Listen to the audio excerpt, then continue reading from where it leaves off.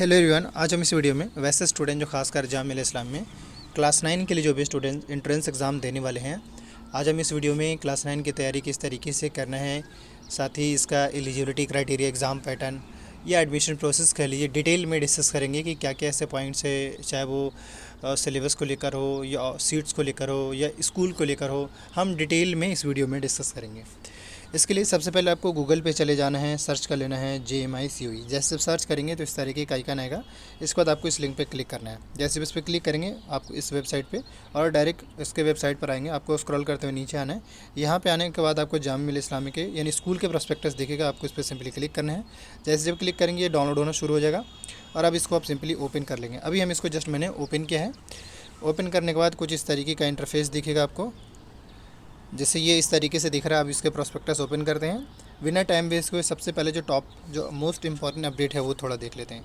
Simple सी बात है, अगर आप क्लास 9 में एडमिशन लेना चाहते हैं, फॉर्म अप्लाई करने के जो लास्ट डेट है वो 13 अप्रैल है। अगर अभी भी नहीं फ़िल किए तो फ़िल कर लिए, और अगर फ़िल कर लिए तब तो अच्छी बात है। लेकिन अगर हम इसके एंट्रेंस की बात करें तो जो आपका जो टेस्ट होने वाला है इस बार वो आपका 14 मई को होगा। क्लास 9 का जो पेपर होगा इस बार वो 14 मई को होगा। तो सिंपल सी बात है, आप अच्छे से तैयारी करिए। किस तरीके से तैयारी करें उस पर हम डिस्कस करेंगे ही। लेकिन फ़िलहाल ये जान लीजिए कि आपका टेस्ट होगा, और इस टेस्ट में अब हम आगे डिटेल में डिस्कस करेंगे कब से क्या होगा, कितने नंबर क्वेश्चन रहेंगे, वो क्वेश्चन नॉर्मली कहाँ से पूछे जाते हैं, इनके क्या सिलेबस होते हैं, इसके बारे में थोड़ा सा हम डिस्कस कर लेंगे। नॉर्मली अगर हम इनके टाइमिंग की बात करें तो देख सकते हैं आप कि टाइमिंग क्या होता है। मतलब क्लासेस का टाइमिंग मैं दिखाना चाह रहा हूँ कि ये 7:27 PM के आसपास में रहते हैं नॉर्मली क्लास का टाइमिंग जो है। बाकी ये कि जब आप स्कूलिंग करेंगे, कंटिन्यू करेंगे, तो आपको वैसे भी पता चल जाएगा। और अब हम फाइनली जो है आते हैं जो मोस्ट इंपॉर्टेंट जो अपडेट्स है उसको लेकर। देखिए सिंपल सी बात है, फॉर्म अप्लाई करने का जो चार्ज है वो 300 है। अगर आपको क्लास 9, क्लास 6, 11th इन सब में किसी भी कोर्स में आपको फॉर्म अप्लाई करना है तो एटलीस्ट आप 300 चार्ज आपके लगेंगे। और बाकी चीज़ें ऐसा है जो आपको बताया जाएगा। हाँ, ये ज़रूर है कि थोड़ा सा रिजर्वेशन बता दें। क्लास 9 में अगर आपको एडमिशन चाहिए तो जब आप फॉर्म फिल कर रहे होंगे तो वहाँ पर रिजर्वेशन का सीन होगा। तो जब आपने फॉर्म अप्लाई किया है तो फॉर्म फिल करने टाइम ही रिजर्वेशन के बारे में पूछता है। अगर उस हिसाब से देखें तो सिंपल सी बात है कि 30% जो सीट्स है वो मुस्लिम स्टूडेंट के लिए, 10% मुस्लिम गर्ल्स के लिए है, 10% मुस्लिम OBC के लिए है, और 5% जो है जिनके अंदर डिसेबिलिटी जो उनके अंदर उन लोगों के लिए है। इसके अलावा जो कश्मीरी माइग्रेंट हैं उनको भी रिजर्वेशन मिलता है, और जो जम्मू कश्मीर के स्टूडेंट हैं उनको भी रिजर्वेशन मिलता है। ये रिजर्वेशन तब मिलेगा जब आप फॉर्म फिल करें, उस टाइम आप सेलेक्ट करेंगे। बाकी है कि जो रिजर्वेशन का फ़ायदा उठाना चाहते हैं उनको उनके हिसाब से सर्टिफिकेट भी होना होगा, चाहिए होगा।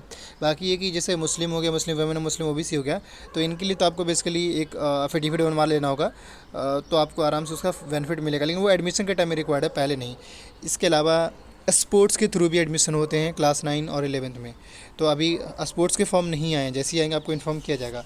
लेकिन अगर हम स्पोर्ट्स की फॉर्म के बारे में बात करें तो सिंपल सी बात है, फुटबॉल, हॉकी और बास्केटबॉल और क्रिकेट, इनमें से कोई भी ऐसा सेक्शन में अगर आप अच्छा किए हैं तो उस बेस पे आपको डायरेक्ट एडमिशन मिलेगा स्पोर्ट्स सर्टिफिकेट के बेस पे। सो इसका फॉर्म सेपरेटली आएगा और आप फिल कर लीजिए। जैसे ही आएगा आपको इस चैनल पे इन्फॉर्म कर दिया जाएगा। अब हम आते हैं फाइनली सीट्स कितने हैं, और यानी क्लास 9 में अगर जो भी स्टूडेंट एडमिशन लेना चाहते हैं तो सिंपल सी बात है, जामिया इस्लाम में स्कूलिंग 3 टाइप का है। एक सीनियर सेकेंडरी स्कूल के नाम से है, दूसरा सैयद आबिद है, और तीसरा जामिया सीनियर सेकेंडरी, बट ये सिर्फ गर्ल्स के लिए और ये सेल्फ फाइनेंस है। इसमें अगर हम नॉर्मली सीट्स के हिसाब से बात करें तो इसमें बोथ बॉयज़ एंड गर्ल्स दोनों आती हैं, लेकिन इसमें सिर्फ गर्ल्स का सीट्स है, और इसमें भी दोनों बोथ मतलब बॉयज़ एंड गर्ल्स दोनों का सीट्स है, और ये स्पेसिफिकली सिर्फ गर्ल्स के लिए है। अब देखिए सीट्स कितने हैं। 200 जो सीट्स है वो सिर्फ और सिर्फ गर्ल्स का सीनियर सेकेंडरी जो कि सेल्फ फाइनेंस है। सेल्फ फाइनेंस में फ़ीस ज़्यादा लगते हैं, हम दिखाएंगे कि कितना आपको फ़ी लगेगा। बाकी सैयद आबिद में भी 100 सीट्स है और सीनियर सेकेंडरी में 30 सीट्स है। तो ओवरऑल देखा जाए तो टोटल जो सीट्स है क्लास 9 में 330 सीट्स है, जो कि काफ़ी सीट्स है। अगर क्लास 9 के हिसाब से देखा जाए तो काफ़ी ज़्यादा सीट्स है। बाकी इसमें और ज़्यादा कोई सीट्स दिखता नहीं है। हाँ, पेपर का टाइमिंग मैं बता दूँ, ये रहा 13 मई को पेपर है, 10 बजे से मतलब आफ्टरनून तक आपका टाइम होगा, पेपर होगा।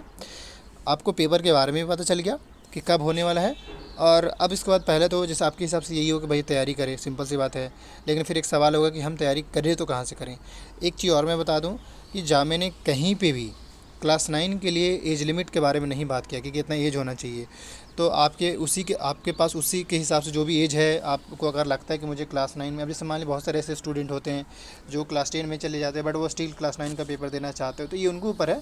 मगर एज कोई बैरियर नहीं है कि एज की वजह से आपको नहीं मिलेगा, क्योंकि एज का कोई क्राइटेरिया ही नहीं रखा गया। हाँ, इन्होंने सिर्फ और सिर्फ नर्सरी प्री और फर्स्ट में एज का लिमिट रखा है। मेरे ख्याल से ये चीज़ समझ में आ गया होगा। अब हम आते हैं मतलब मिनिमम आपके मतलब एलिजिबिलिटी क्राइटेरिया कह लीजिए, मतलब आपके मार्कशीट देखे जाएंगे, मार्कशीट या ग्रेड कार्ड कह लीजिए, वो देखे जाएंगे। तो जो 8 का जो मार्कशीट है यानी 8 का जो ग्रेड कार्ड है उसमें एटलीस्ट 41% होना चाहिए मार्क्स टोटल। जो मतलब जैसे मान लीजिए कि आपके पास साइंस होगा, मैथ्स होगा, एसएसटी होगा और भी ऐसे सब्जेक्ट्स होंगे, इन सभी को मिलाकर एटलीस्ट मिनिमम 45% होना चाहिए, 41% होना चाहिए, तभी आपको एडमिशन मिलेगा। टेस्ट नहीं, एडमिशन की मैं बात कर रहा हूँ। उस पर्सपेक्टिव से अब अगर आप देखें तो इंग्लिश में एटलीस्ट 41 मार्क्स चाहिए 100 में, और बाकी ओवरऑल कम से कम 41% अगर है तभी आपको वहाँ पे क्लास 9th में एडमिशन मिल पाएगा। तो ये बेसिकली मैंने आपको यानी कि ग्रेड कार्ड के हिसाब से बताया कि ग्रेड कार्ड में एटलीस्ट इतना होना ही चाहिए। अगर मान लें एंट्रेंस क्वालिफाई कर जाते हैं तो आपके ग्रेड कार्ड में मिनिमम इतने मार्क्स चेक किए जाएंगे। अब आते हैं नेक्स्ट अपडेट पे, जो नेक्स्ट इंपॉर्टेंट चीज़। अच्छा देखिए, यहाँ पे थोड़ा सा मैं आपको दिखाना चाह रहा हूँ ये क्या कह रहे हैं। फॉर एडमिशन टू क्लास 6 और 9 birth certificate issue by previous school and for class 11, यानी कि सिंपल सी बात है, जो आपकी स्कूल है वो भी उसी हिसाब से बर्थ सर्टिफिकेट रिलीज़ करते हैं, या फिर आप अगर प्राइवेटली कहीं से बनवा लेते हैं बर्थ सर्टिफिकेट तो वो भी आपके काम आ जाएंगे, वो भी यहाँ पे ज़रूरत पड़ सकते हैं। तो सिंपल सी बात है, आप ऐसा करिए, अपना बर्थ सर्टिफिकेट बना लीजिएगा और उसी बर्थ सर्टिफिकेट की रिक्वायरमेंट होगी वो आपको सबमिट करना पड़ेगा, बस यही है और ज़्यादा कुछ नहीं है। अब हम आते हैं, हाँ थोड़ा सा यहाँ पे फ़ी स्ट्रक्चर को लेकर बताया गया, थोड़ा फ़ी स्ट्रक्चर को लेकर भी समझा दें। देखिए चलिए, अब हम आते हैं उससे पहले, देखिए आप अगर एंट्रेंस देने चाहते हैं क्लास 9 का तो सिंपल सी बात है, इनका सेंटर कहाँ होने वाला होगा, दिल्ली में, यानी दिल्ली में इनके एग्ज़ाम्स होंगे। देखिए नॉर्मली इसमें देखा जाए तो प्रोस्पेक्टस में सब कुछ वही रहता है, बस कुछ ही चीज़ें बदलते हैं। तो टेस्ट का तो पता चलेगा दिल्ली में होगा और वो भी मोस्ट प्रोबेबली आपका जामिया में ही होगा। और अब हम आते हैं फाइनली एग्ज़ाम पैटर्न पे। मान लीजिए आपका पेपर जो होगा वो देख लीजिए। अब अगर इस पर नोटिस करेंगे तो देखिए, मुझे लगता है अगर इस हिसाब से कोई स्टूडेंट तैयारी करेगा तो होपफुली उनका सिलेक्शन होना तय है। जैसे इंग्लिश की बात करें तो 25 क्वेश्चन पूछे जाते हैं, मैथ्स से 30, 25 साइंस से, सोशल साइंस से 20 क्वेश्चन। तो अगर आप इसके हिसाब से देखेंगे तो इंग्लिश, मैथ्स, साइंस और सोशल साइंस के हिसाब से तो ऑलमोस्ट आपके सारे चैप्टर्स होते ही होते हैं। तो 8 से मतलब अगर देखा जाए तो पहले तो ये देख लीजिए कि टोटल 100 मार्क्स का सवाल है और सिर्फ MCQ रहेगा, कोई इंटरव्यू नहीं है। जो भी मार्क्स बनेंगे उसी के बेस पे आपको मेरिट बेस पे एडमिशन मिलेगा। मेरिट बेस मतलब जैसे एंट्रेंस दिए और मान लिया आपका 75 आया तो 75 मार्क्स, और मान ली कट ऑफ चला गया 60 या 70, तो उस बेस पे आपको चेक किया जाए कि हाँ भाई क्लास में सबसे ज़्यादा मार्क्स किसका आया है, उसी के बेस पे आपको मिलेगा एंट्रेंस देने के बाद। तो ये आपको एग्ज़ाम पैटर्न के बारे में मैंने समझा दिया, ऐसे ही आपके क्वेश्चन पूछे जाएंगे।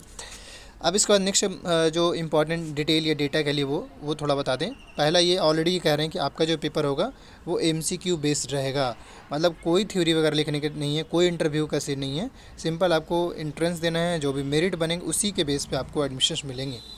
अब मैं आपको बेसिकली वहाँ पे अगर आप एंट्रेंस क्वालिफाई करते हैं तो सीट्स तो मैंने बता दिया। फ़ी कितने लगेंगे, फ़ी चार्जेस देख लीजिए।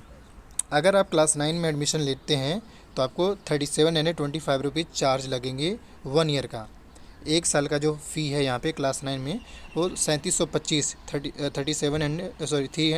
हाँ बल्कि 3725 रुपीज़ कह सकते हैं, ये हो गया। ये आपको वन टाइम पे आउट करना पड़ेगा 1 साल के लिए। बाकी क्योंकि अगर आप किसी भी स्टूडेंट को, क्योंकि आपको पता ही कि वहाँ पे 2 और भी स्कूल हैं, एक सैयद आबिद के नाम से भी है और सीनियर सेकेंडरी के। तो अगर आपका नाम सैयद आबिद में आता है तो उस केसेस में अगर आपका सिलेक्शन सैयद आबिद में होता है क्लास 9 में तो आपको ईयरली यानी 1 साल का 29,800 पे करना पड़ेगा। अब सोचिए, जिस स्टूडेंट का अगर 37 मतलब सीनियर सेकेंडरी में होता है उसको मात्र कितना रुपीज़, मतलब मान लीजिए 4,000 पे करना पड़ेगा, और इनको देखिए लगभग 30,000, कितना बड़े लेवल के डिफरेंसेस है। तो इसीलिए आप कोशिश ये करिएगा कि आप जितना ज़्यादा से ज़्यादा अच्छे से ढंग से प्रिपेयर करके जाइए, आपका सिलेक्शन हो। बट अगर बाय द वे क्लास 9 में भी होता है तो कोई नुकसान नहीं है, मतलब अगर सैयद आबिद में होता है उसमें भी कोई नुकसान नहीं है, ऐसी बात नहीं है।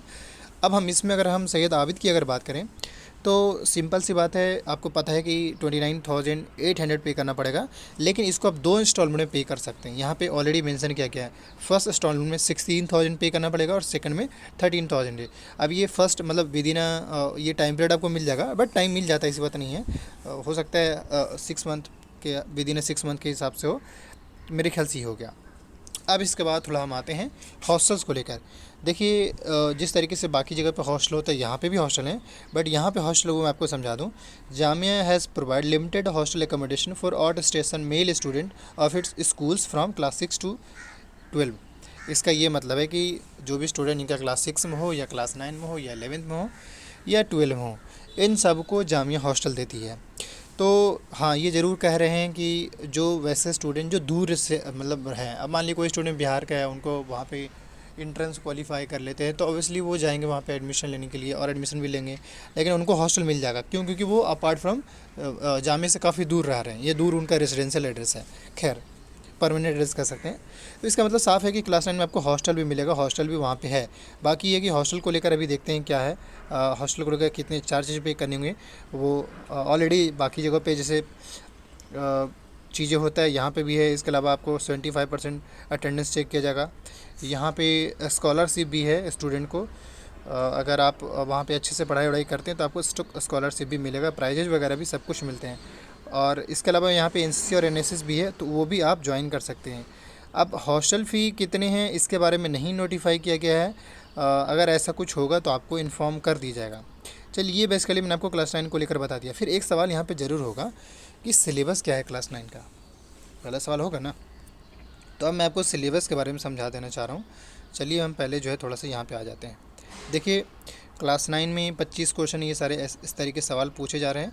तो इनके सिलेबस जो है वो 8 का जो एनसीईआरटी है पहला, ये 8 का जो सीबीएसई का जो सिलेबस है उसको फोकस करिएगा। अब इसके बाद हम फाइनली बताते हैं कि तैयारी कैसे करना है। अगर कोई स्टूडेंट ढंग से खुद से तैयारी करना चाहता है, देखिए यहाँ पे इन्होंने सिलेबस के बारे में बता दिया है कि क्लास 9 के लिए 8 का सीबीएसई का जो सिलेबस है वो आपको डाउनलोड कर लेना है और वो आपको पढ़ लेना है। फाइनली अब हम बात करते हैं कि तैयारी करना किस तरीके से। तैयारी करने के लिए कुछ नहीं करना है। सबसे पहले तो ये मतलब जब पहला जो मिनिमम आपको काम करना है, 2 चीज़ें। पहला क्या करिए, क्वेश्चन पेपर जो है एसेस करिए, 5 सालों का पेपर जिस स्टूडेंट को भी चाहिए। वीडियो के डिस्क्रिप्शन बॉक्स में गूगल फॉर्म का लिंक है, अगर आपसे नहीं होता है तो आप अपने गार्जियन को बताइए, सिंपल सी बात है। और उसका लिंक मैंने दे दिया है वीडियो के डिस्क्रिप्शन बॉक्स में, गूगल फॉर्म फिल कर लीजिए। फिल करते ही आप बेसिकली वहाँ पहुँच जाएंगे। वहाँ पे क्लास 9 का पेपर शो कर रहा होगा और एटलीस्ट 4 से 5 ईयर का पेपर वहाँ पे शो करेगा। खैर, पहला काम क्या करना है, पेपर सोल्व करना है, और ये पेपर खुद से सोल्व करना है। अगर खुद से पेपर सोल्व करते हैं इसका मतलब है कि आप इंटरेस्टेड हैं, आपका चांस है, आपका जामिन हो पाएगा। वरना वीडियोस के थ्रू हेल्प लेकर के और देख रहे हैं तो फिर नुकसान है। इसलिए नुकसान है क्योंकि जब आप खुद पेपर सोल्व करेंगे तो आपको आइडिया लग जाएगा कि हाँ कैसे सोल्व करना है, क्या है नहीं है, किस टाइप का पेपर पूछ रहा है, ये पता चल जाएगा। फिर आराम से एंट्रेंस क्वालिफाई कर लिया जाएगा, कोई बड़ी चीज़ नहीं है। तो पहले तो ये जरूरी है कि पेपर का आइडिया लगे। उसके बाद सिलेबस आपको पता ही है कि सिलेबस जो 8 का एनसीईआरटी है, ये दोनों, और यही दोनों के बेस पर आपको सिलेक्शन में मिलेगा। अच्छा, ये 2 चीज़ हो गया। अब इसको थर्ड थिंग क्या होगा इसमें, थर्ड थिंग ये होगी जब आप क्वेश्चन पेपर को एनालिसिस करेंगे ढंग से तो आपको कुछ ऑनलाइन वेबसाइट मिलेगा, तो उस ऑनलाइन वेबसाइट को भी पकड़ लीजिएगा। पहला, उस ऑनलाइन वेबसाइट को इसलिए पकड़िएगा ताकि आपको नेक्स्ट टाइम प्रैक्टिस करना है। ऑनलाइन प्रैक्टिस करने के लिए आपको ऑनलाइन वेबसाइट मिलेगा 2-3 खुद ब खुद। जैसे नॉर्मली आज के टाइम में जीके टुडे हो गया, या फिर और भी ऐसे वेबसाइट हैं जहाँ पे आपको इनके सवाल जामे के क्वेश्चन के आंसर मिलते हैं, तो वो उससे आपको प्रैक्टिस करने के लिए मौका मिलेगा। फोर्थ थिंग ये कि अगर आप जब तैयारी कर रहे होंगे तो फिर एक सवाल होगा कि बुक कौन कौन सा फॉलो करें। तो नंबर 1 तो ये है कि एनसीईआरटी सबसे पहले पकड़ लीजिए। दूसरा, कोई भी गाइड, आजकल शफीकुर रहमान का गाइड आ रहा है, उसको परचेज़ कर लीजिएगा। और तीसरा ये कि कोई भी सपोर्टिव बुक, जैसे नॉर्मली अगर आप देखेंगे जो बच्चे सीबीएसई में पढ़ते हैं तो एनसीईआरटी के साथ साथ और भी बुक होता है जो अदर पब्लिकेशन का होता है, उसको भी आप पढ़ लीजिएगा एनसीईआरटी के साथ, ताकि आपको ब्रॉडर व्यू में आइडिया लग जाए। और तैयारी तो आपको अच्छे से करना होगा, तभी आपका सिलेक्शन नहीं मिलेगा, ऐसा नहीं है। बाकी सिलेबस को लेकर मैंने समझा दिया। अब अगर सिलेबस का पीडीएफ अगर चाहिए होगा तो मैं कोशिश करता हूँ ये सिलेबस जो होगा वीडियो के डिस्क्रिप्शन बॉक्स में टेलीग्राम का लिंक है, हम वहाँ पे प्रोवाइड करा देंगे। बाकी हम एक व्हाट्सएप ग्रुप भी मैंने बनाया है, आप उस क्लास 9 वाले जो ग्रुप है उसमें ज्वाइन हो जाएगा।